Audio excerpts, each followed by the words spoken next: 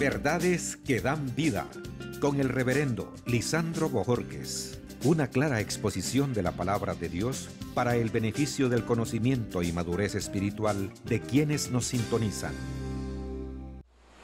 Probablemente usted esté pasando por unos momentos de soledad. Es más, se siente quizás hasta abandonado por parte de Dios y esto le está trayendo una profunda tristeza por la circunstancia que usted está viendo a su alrededor. Mas quiero decirle que el más interesado en tener comunión con usted es Dios. Es por eso que la palabra de Dios nos dice en Mateo capítulo 3, versículo 1. En aquellos días vino Juan el Bautista predicando en el desierto de Judea y diciendo: arrepentíos porque el reino de los cielos se ha acercado. Dios se está acercando a nuestra vida. Pero Dios pone aquí un requisito muy importante, que es el arrepentimiento. Así que sobre eso vamos a meditar brevemente, sobre la relevancia del arrepentimiento. El arrepentimiento viene a ser entonces un prerequisito para gozar de la amistad con Dios.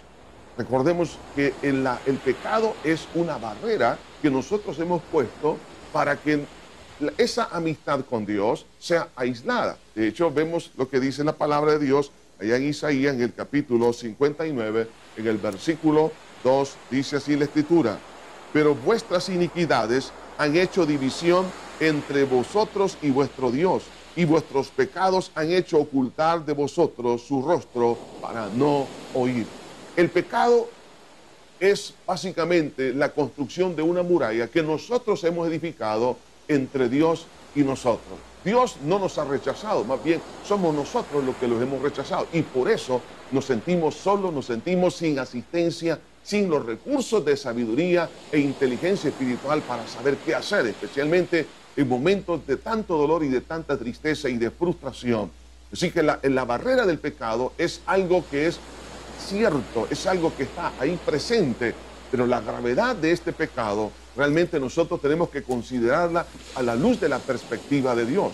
Por eso que en el versículo 8, siempre de Mateo, en el capítulo 3, encontramos estas palabras: haced pues frutos dignos de arrepentimiento, y no penséis decir dentro de vosotros mismos: a Abraham tenemos por padre, porque yo os digo que Dios puede levantar hijos a Abraham aún de estas piedras. Hacer frutos dignos de arrepentimiento. El pecado es una ofensa con la cual nosotros hemos realmente rechazado a Dios, y la paga del pecado, dice la Biblia, es muerte, y por eso nosotros nos sentimos muertos espiritualmente, y eso incide en nuestra forma de pensar, en nuestras emociones, nuestros deseos, en nuestra voluntad. Por supuesto, nuestro cuerpo reacciona de acuerdo a esas indicaciones que da un alma enferma, y tenemos una mala relación con las demás personas. Y todo nos sale mal. ¿Por qué? Porque la muerte espiritual somatiza en todas las cosas que nosotros hacemos.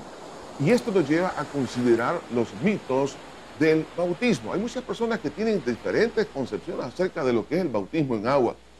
Y en este caso, cuando Juan el Bautista veía a los fariseos que venían para ser bautizados, básicamente nos está dibujando, nos está representando las actitudes que prevalecen hasta el día de hoy. En primer lugar, que creen que el bautismo es una ceremonia que quita el pecado.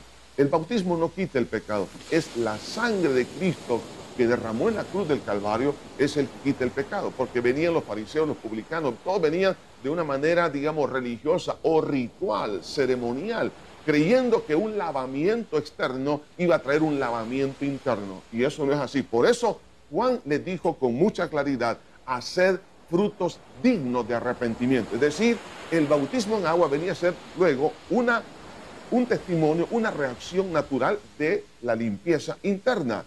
Pero otros piensan que el bautismo es como una especie de amuleto que nos va a proteger, pero no es así tampoco.